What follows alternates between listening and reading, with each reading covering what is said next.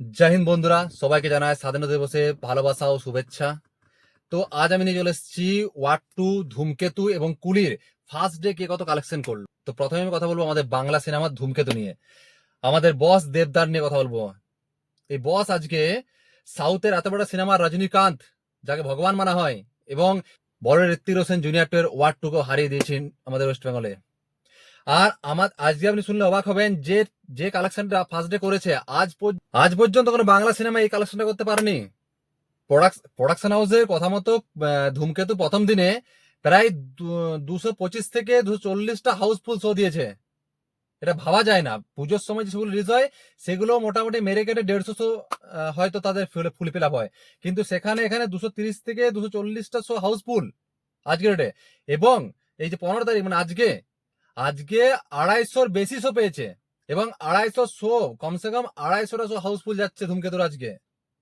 আর কালেকশনের কথা বললে ধূমকেতু ফার্স্ট ডে যা প্রোডাকশন হাউস বলছে 2,10,00,000 টাকা কালেকশন করেছে, এবং এই কালেকশনটা আজ পর্যন্ত আমাদের বাংলাতে ফার্স্ট ডে কালেকশন থেকে সবচেয়ে এগিয়ে। তো এই ছবিটা লাইফ টাইম ব্লকবাস্টার চলেছে। যখন চারিদিকে মাস মশালা চলছে তখন সেখানে একটা সুন্দর গল্প নিয়ে যে কৌশিক ছবিটা বানিয়েছেন সেটাই মানুষ ভিড় একদম উপচে পড়ছে। এবং দেব শুভশ্রীর যে জুটি আমাদের পুরো বাংলার থেকে মানে তুফান বই দিয়েছে পুরো বাংলাতে।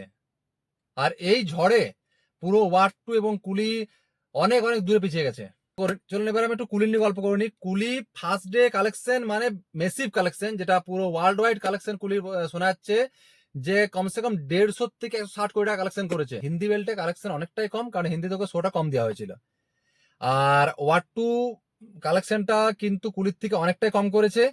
যেটা প্রোডাকশন হাউস বলছে সেটা বলছে ওরা 48 থেকে 52 কোটি টাকা কালেকশন করেছে, কিন্তু আজ থেকে 6 বছর আগে ওয়ার কালেকশন করেছিল কমসে কম 50 কোটি টাকা। কিন্তু আজকের টিকিটের দাম এত হাই, তাও ওয়াট টু যেটা কালেকশন করছিল সেটা কালেকশন করতে পারেনি। তো দেখা যাক আগে কি হয়, হতে পারে ওয়াট টু আগে আরো কুলিকে ছাপিয়ে যেতে পারে, সেটা দেখার বিষয়। তো দেখা যাক কি হয়। আর আপনারা যদি ধূমকেতু দেখে থাকেন অবশ্যই বলবেন ধূমকেতু আপনাদের কেমন লেগেছে।